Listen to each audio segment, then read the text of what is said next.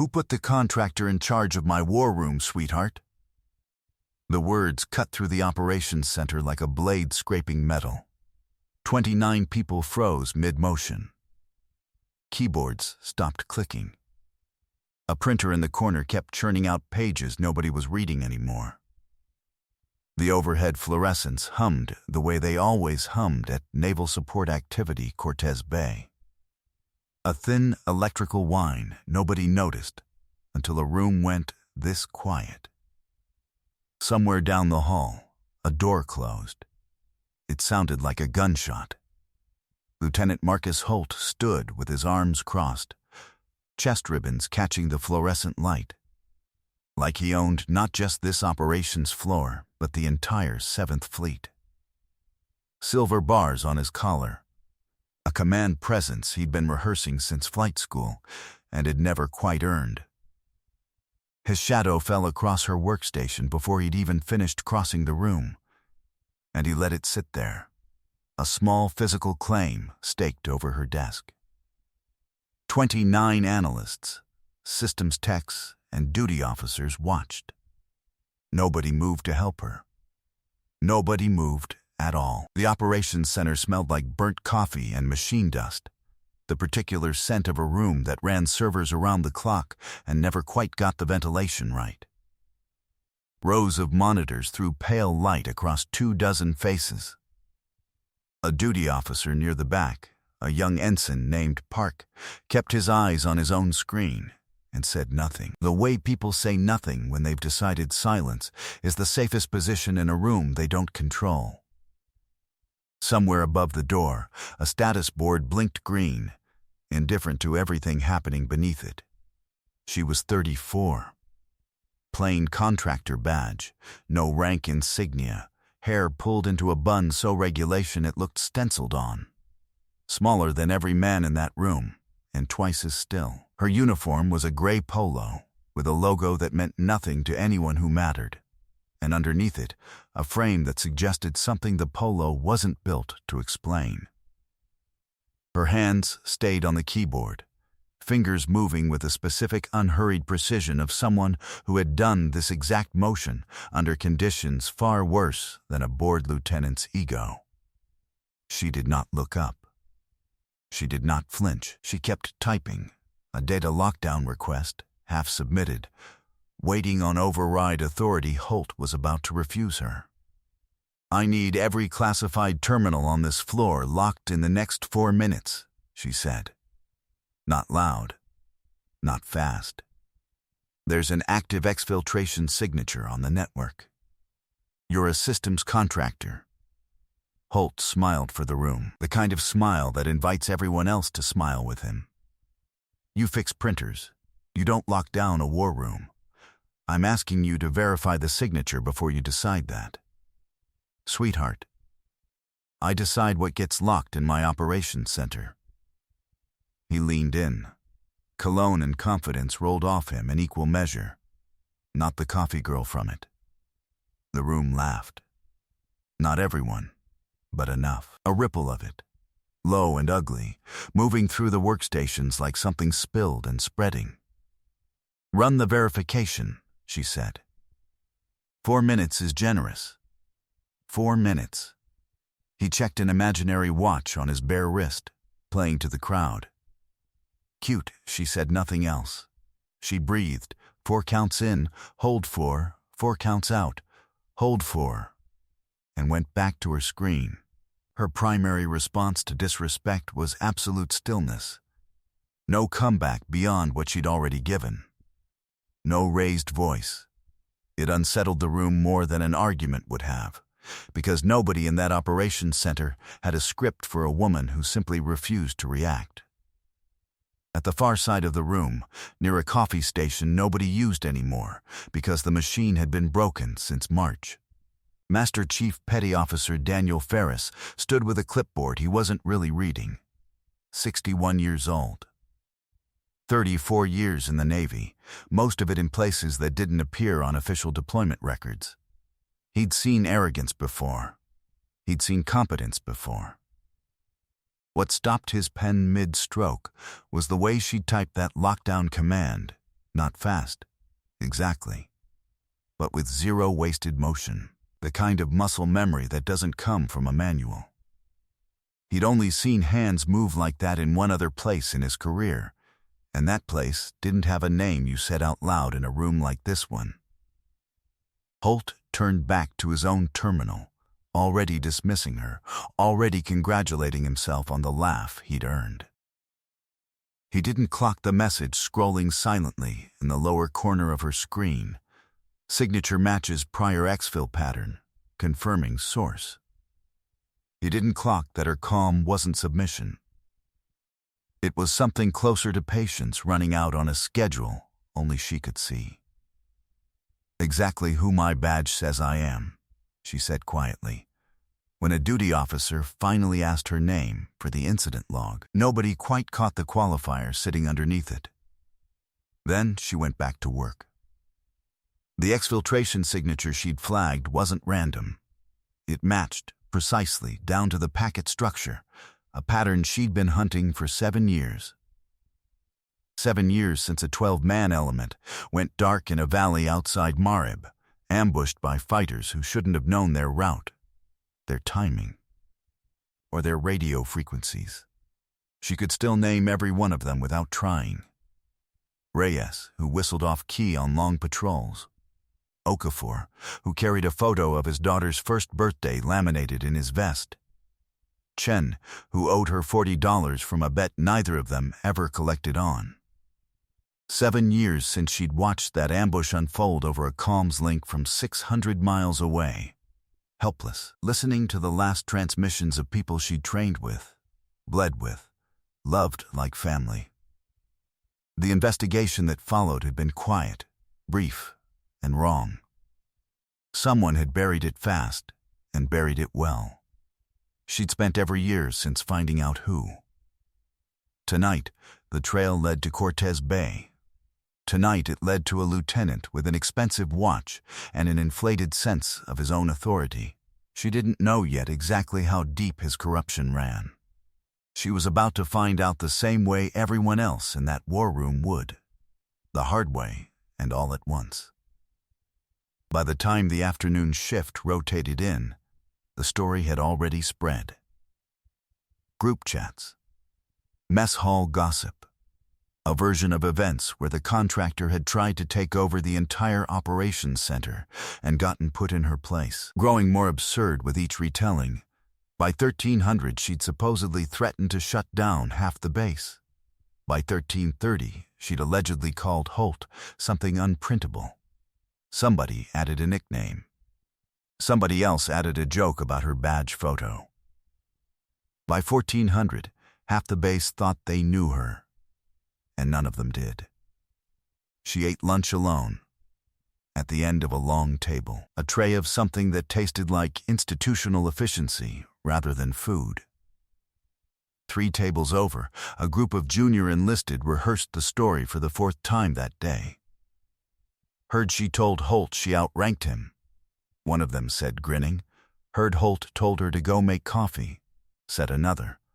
And the table laughed the specific laugh of people repeating a joke they didn't invent. A third sailor, younger, didn't laugh.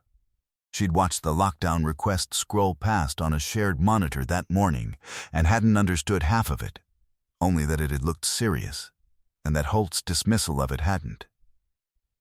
She said nothing to the table.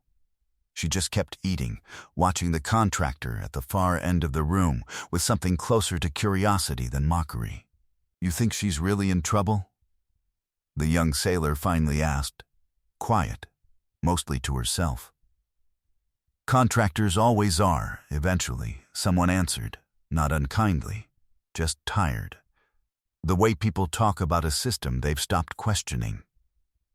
Nobody at that table had any idea they were describing, without meaning to, exactly how invisible she needed them to think she was. The protagonist wasn't hurt by the isolation. She was working. She listened to who deferred to whom, who laughed too hard at Holt's jokes, and who didn't laugh at all.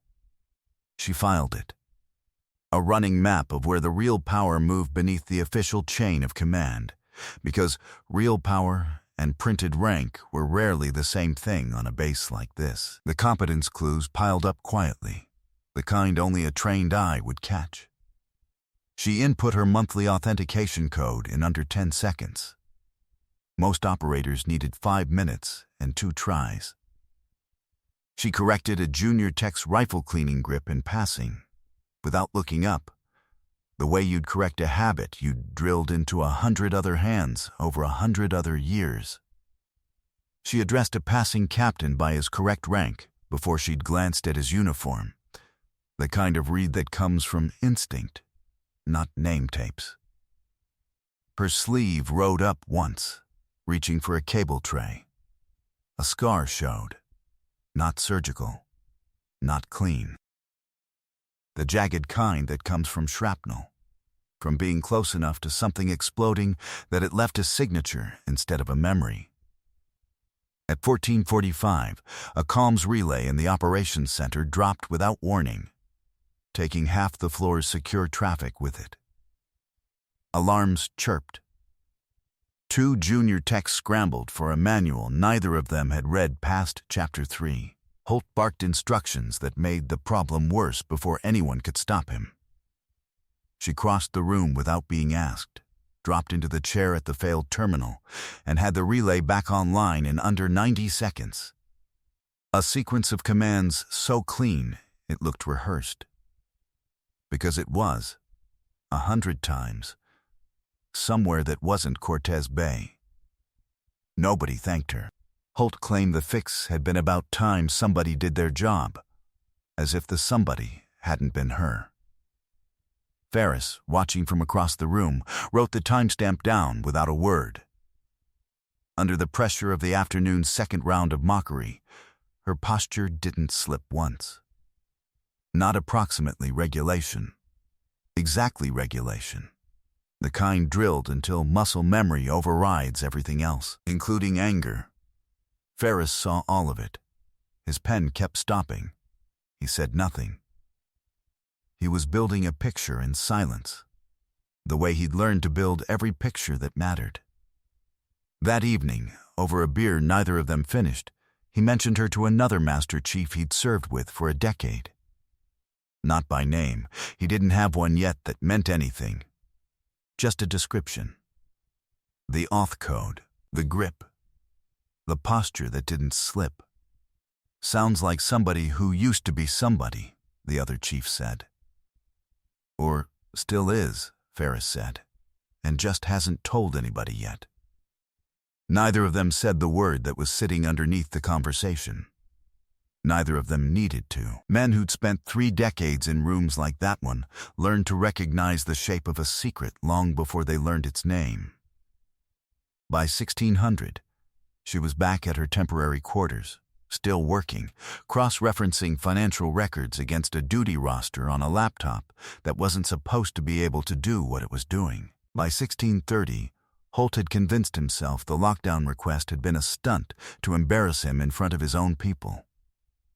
By 1700, he decided to embarrass her back, permanently, and make sure nobody in that operations center forgot who actually ran it. That same hour, in an empty supply closet 2 buildings over, Holt opened an encrypted messaging app on a phone that wasn't his government-issued one. A contact he'd saved under a fake grocery delivery name typed back within seconds. Package delayed. Some contractor flagged the transfer route. Handle it tonight, or the arrangement is void. He typed back a single line on it and felt, for just a moment, the specific fear of a man who has built his entire life on top of something he can't afford to have looked at closely. That fear was what filed the incident report an hour later. Not discipline. Not procedure. Self-preservation. Wearing a uniform. He filed a formal security incident report. Unauthorized network probing, suspicious access patterns. Possible insider threat, the kind of language that ends careers quietly and without appeal. He didn't file it because he believed it. He filed it because her lockdown request, if it had gone through, would have frozen the exact channel he'd used the night before to move 17 megabytes of classified logistics data to a buyer 3 time zones away. The same buyer, though he didn't know it yet, connected by 2 intermediaries to the ambush outside Marib. Her instinct hadn't just embarrassed him. It had almost caught him. The mockery in the war room had been genuine arrogance. The incident report was something else entirely, a man protecting himself, dressed up as a man protecting his war room. 3 hours later, the pattern had a name, and so did the consequence. 2 duty officers came to her quarters and asked her to accompany them to the security office. Not an arrest. Not yet. Just a conversation, they said, in the tone people use when it is very much not just a conversation. The security office was small, fluorescent, and smelled faintly of burnt coffee. A duty officer with a legal pad sat across from her. Holt stood by the door, arms crossed, watching. "What were you doing on the classified segment at 2200? The officer asked. "Monitoring traffic," she said. "Whose authorization?" "Standing contractor access." "That access doesn't cover exfiltration analysis. It should have." "Who told you to look for an exfiltration signature in the first place?" "Instinct and 7 years of practice." "Practice doing what, exactly?" "Waiting." "For what?" "You'll know by morning." The duty officer glanced at Holt, half expecting him to explain the answer away. Holt didn't. He just smiled again, that same performance-grade smile, certain the woman across the table was bluffing. 4 in. Hold 4. 4 out. Hold 4. She let the silence sit exactly as long as it needed to. "That's not an answer," the officer said. "It's the only one you're getting tonight." They asked for her credentials. She handed them over without protest, without a flicker of anything on her face. They asked her to surrender her personal devices. She did that too. Nothing about her suggested a woman losing control of a situation. Everything about her suggested a woman who had already accounted for this exact possibility 3 months ago and planned accordingly. Holt watched from the doorway, arms crossed again, the kind of posture that says this is a man who has never once questioned whether he's right. Something flickered across his face when she surrendered her badge without argument, not concern, not yet. Just a small, satisfied certainty that he'd won, and beneath that, something he wouldn't have named even to himself. Relief. The channel would stay open one more night. That was all he needed. He had no idea he'd just triggered the exact protocol she'd been waiting 7 years to trigger. By the following morning, she was in a holding room 8 feet by 10. Concrete walls the color of old rain. A single window near the ceiling showing nothing but a slice of gray sky. A metal bench bolted to the floor. The smell of disinfectant losing its argument with something older underneath it. This wasn't theater. This was the genuine, unglamorous machinery of a security investigation, and for the first time since the war room, there was a version of this story where it didn't work out. This is the near-fail moment. The point where anyone watching from the outside would think she's finished. Detained, credentials pulled, devices confiscated, badge photo probably already circulating with a new caption. Except games have rules, and she was about to remind everyone in that building that they'd been playing an entirely different one without knowing it. She sat with her back against concrete and let herself think about them. Just for a minute, the way she rationed herself to do once a year on the anniversary and never any other time. Reyes, Okafor, Chen, Petrov, who'd wanted to open a diner in Tucson when his contract ended. Vance, the youngest of them, 24, engaged 3 weeks before the ambush. 7 names. 7 reasons she hadn't stopped for 7 years, through 4 false leads, 2 burned covers, and more nights like this one than she cared to count. This detention wasn't the end of anything. It was closer to the last page of a very long chapter she'd been writing since a valley outside Marib went silent on the radio. Her watch was still on her wrist. Nobody had thought to take it. That, more than anything, was the tell. If anyone in that building had known to look for tells. Not standard issue. Not decorative, either, the kind of watch that survives things. She checked it. 0547. Not late. Not early. Exactly on schedule, the way she'd built it to be 3 months ago in a rented room outside Norfolk, mapping out every hour of this morning on a whiteboard she erased each night so no one would ever see it whole. In 23 minutes, a 2-man support element would surface at the rear gate of Cortez Bay, using credentials that would make no sense to anyone who checked them against a roster that didn't officially exist. In 63 minutes, a dead man's protocol she'd set in motion 3 months earlier, the day she'd first picked up Holt's name in a financial trace, would auto-transmit a complete evidence package to Onexus and the Defense Intelligence Agency, whether she checked in to stop it or not. In approximately 2 hours, Marcus Holt was going to learn the difference between the authority stitched onto his shoulder and the authority that didn't need stitching at all. Not fear. Not doubt. Just the math of a plan finally arriving at its due date. She closed her eyes. Patience. Finally, running out its last lap. The financial trace that had brought her to Cortez Bay had taken 3 years to build properly. It started with a shell logistics company in Djibouti, moved through 2 shipping manifests that didn't match their cargo, and eventually surfaced a pattern of payments routed through a duty-free import license nobody at the Pentagon had ever bothered to audit. Every step of it had to survive scrutiny from people who weren't looking for her, only for the money, an accountant's trail disguised as boredom, hiding in spreadsheets nobody wanted to read twice. She'd built the cover identity of a systems contractor specifically because contractors moved between bases without the kind of background checks a uniform transfer would have triggered. Nobody questioned a bored civilian with a laptop. That had always been the point.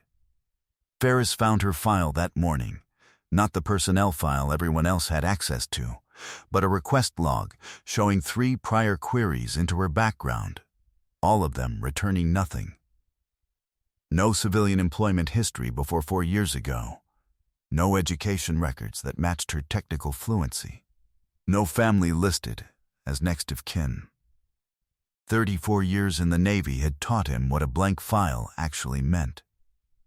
It didn't mean nothing was there. It meant somebody with real authority had made sure nothing showed. He found Holt in the corridor outside the security office, reviewing the incident report on a tablet, looking pleased with himself in the specific way of a man who thinks the worst is behind him. "I'd be very careful about this one," Ferris said. "Quiet. Final.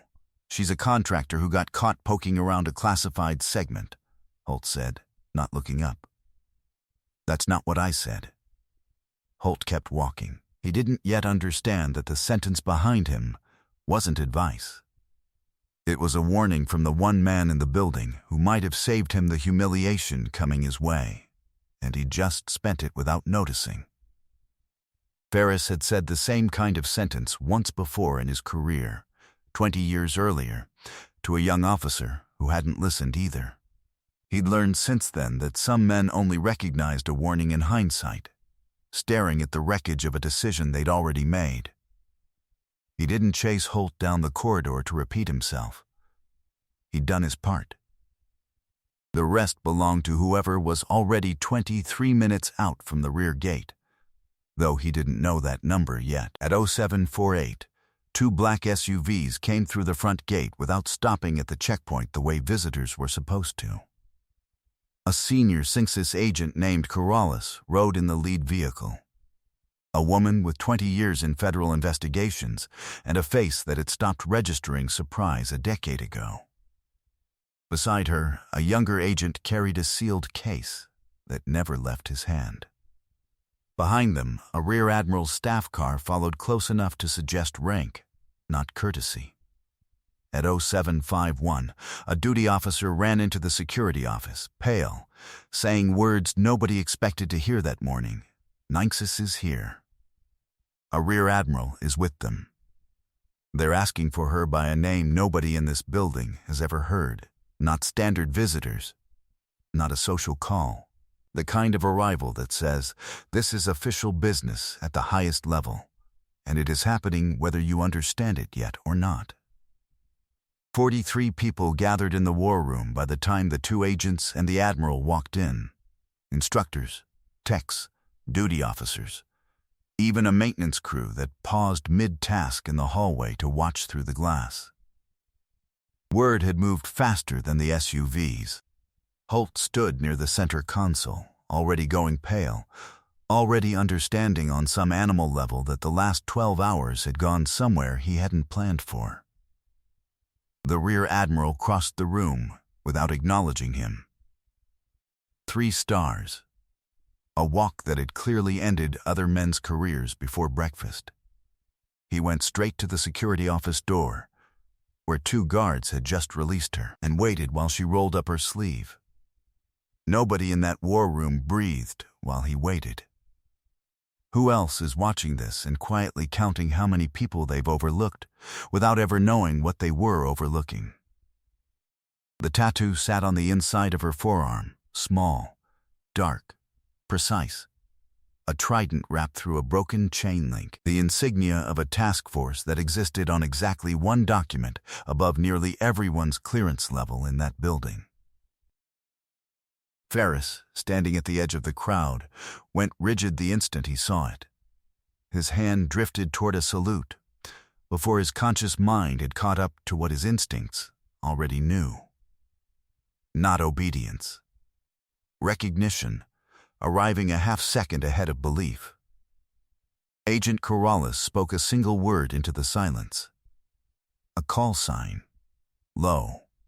Almost gentle. An old chief master at arms near the back of the room, a man who'd said nothing all morning, went white at the sound of it and set down his coffee like it had suddenly turned to glass in his hand. He'd heard that call sign exactly once before, whispered in an after-action briefing that had been sealed the same week it happened. The room detonated. Not literally, but it felt that way. Someone dropped a tablet. The clatter hit the tile like a gunshot in the sudden silence. The ACK hum, background noise all morning, suddenly sounded deafening. The only thing left standing in a room where every voice had simply stopped. Somewhere in that stillness, a boot scuffed against the tile. A chair scraped concrete an inch, nobody quite meaning to move it. A badge clipped to someone's belt slid off and hit the floor, and the sound of it seemed to last twice as long as it should have. Small sounds, filling a silence too total to hold on its own. The admiral raised his hand first. Crisp, formal. The angle of his wrist held for a full second. Wrist locked, fingers straight, before he lowered it. Then the 2 Nynxus agents did the same. Then Ferris, who had waited his whole career to salute someone because he chose to, not because regulation told him to. Then the analysts. Then the techs. Then the maintenance crew still standing in the hallway, saluting through a pane of glass because the moment demanded it of them even from there. 43 people in that room, and 43 hands rose in echo to answer something none of them had understood an hour earlier. Holt didn't move. Couldn't. His face cycled through surprise, denial, and something that looked disturbingly close to fear.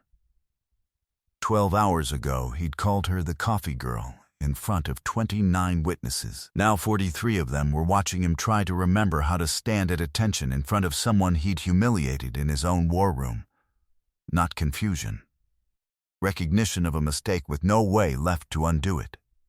Every person in this room, including myself, answers to her authority, the Admiral said. His voice carried without needing volume. Commander Catherine Doran, United States Navy SEALs, Task Force Obsidian. Presumed killed in action, Marib Governorate, 7 years ago. She has spent every year since finding the people responsible for that ambush. Not a rumor anymore. Not a joke passed through group chats. A name, a rank, and a record spoken out loud in front of everyone who'd laughed the day before. Holt tried to salute. His hand didn't fully commit, hovering somewhere between defiance and terror, until the Admiral's stare corrected him without a word. He went quiet. Not theatrical. Quiet in the specific, hollowed way of a man realizing the floor underneath him had never actually been there. Lieutenant Marcus Holt, Agent Corrales said, stepping forward with a folder stamped classified red. You're being detained on suspicion of unauthorized transmission of classified material and obstruction of a federal investigation. No handcuffs slammed. No raised voices. 2 agents flanked him, not roughly, and walked him toward the door at a pace that felt almost gentle by comparison to everything that had led up to it. Justice, when it finally arrived, was almost bureaucratic in its quiet. A folder, a badge, a hallway full of people who 12 hours earlier had laughed along with him and now couldn't meet his eyes. Somewhere behind that quiet, his career, his pension, and the next decade of his life folded into a single line on a federal charging document. He didn't speak. There was nothing left in the room that would have listened. She didn't watch him go. She was already 3 steps into a conversation with the Admiral, already asking about the name still missing from her list, a courier identified only by a blurred photograph from a rooftop somewhere outside Aden.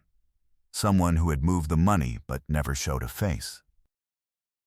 By noon, the evidence package her dead man's protocol had transmitted was already unraveling 2 more names in Holt's network. A supply officer at a base in Bahrain and a civilian contractor with access to a satellite uplink nobody had thought to flag.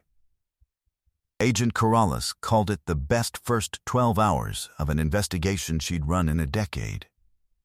Doran didn't call it anything. She was already reading the next file. Not celebration. Just the next name on a list that had taken 7 years to get this short.